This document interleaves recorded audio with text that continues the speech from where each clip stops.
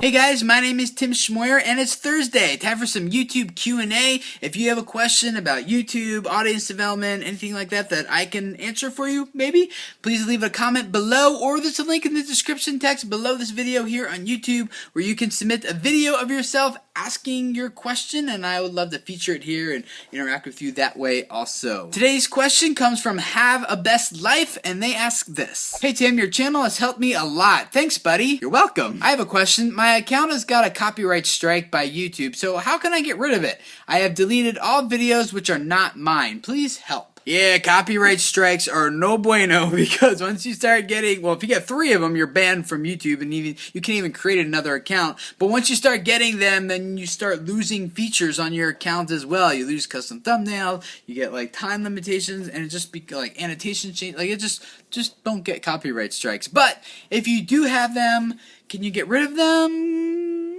Kinda. There's a help article from YouTube that I'll put in the description text below this video that kind of outlines everything I'm about to give you, because basically I'm just telling you exactly what the article says. You receive a copyright strike on your channel when YouTube receives a complaint that something in one of your videos actually violates their copyright ownership, whether you're using their content without permission or something like that. They submit a claim against your video, and when YouTube validates it and removes your video because of that infringing copyright material, you receive a copyright strike. If you receive 3 of those, your account is suspended, all your content on your entire channel is removed, and you are prohibited from ever creating a YouTube account again.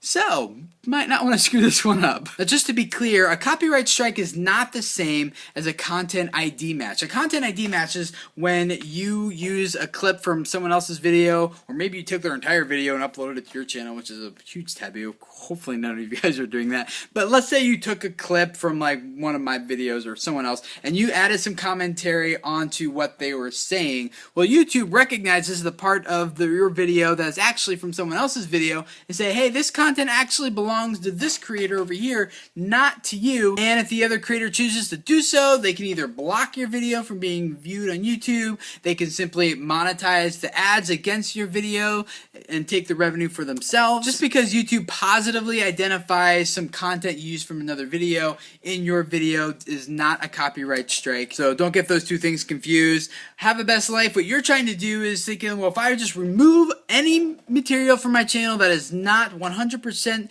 owned and created by me, then I should be safe. And that is true going forward, but it does not remove copyright strikes that you have in the past. So what should you do if you do have a copyright strike and you want to restore your account to good standing? 3 things. Number 1, you can go to YouTube's copyright school, which is essentially the same thing as going to like defensive driving. If you've gotten too many speeding tickets, you can go to their copyright school, and if you don't receive any more copyright strikes within 6 months, then your strike will be removed and you will be restored to good standing. So that's good news. Number 2, you can ask the person who submitted their claim against your content to simply retract it. If they release their claim of copyright infringement on your video, then your copyright strike goes away. And number 3, if you feel like your content was mistakenly identified as copyright infringement, or you actually do possess written permission to use the material or whatever, you can submit a counter notification and kind of go through a back and forth with the person who submitted the copyright claim, and hopefully they'll either release it or you still get screwed in the end. So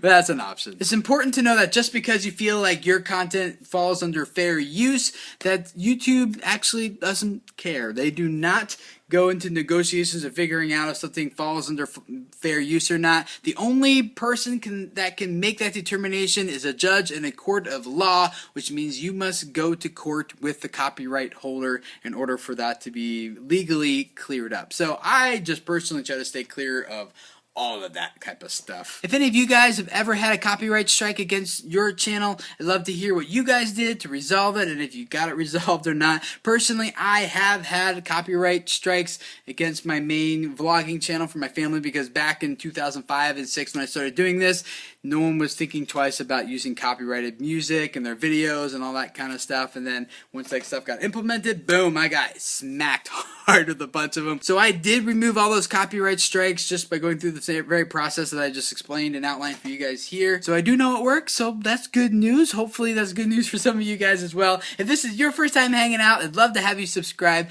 Every Tuesday we take a look at online video news and talk about what it means for those of us who are video creators. On Wednesdays we do some YouTube tips and advice and ideas for you, and then Thursday we do YouTube Q&A just like this for you guys, all to help you who have a message that you're trying to spread on YouTube. I just really want to do my best to help you guys reach the biggest, broadest, widest audience that you can, so that your message influences and changes the lives of people who need to hear what you have to say. So thank you for letting me be a part of that. Subscribe, and I will see you guys again next week. Bye.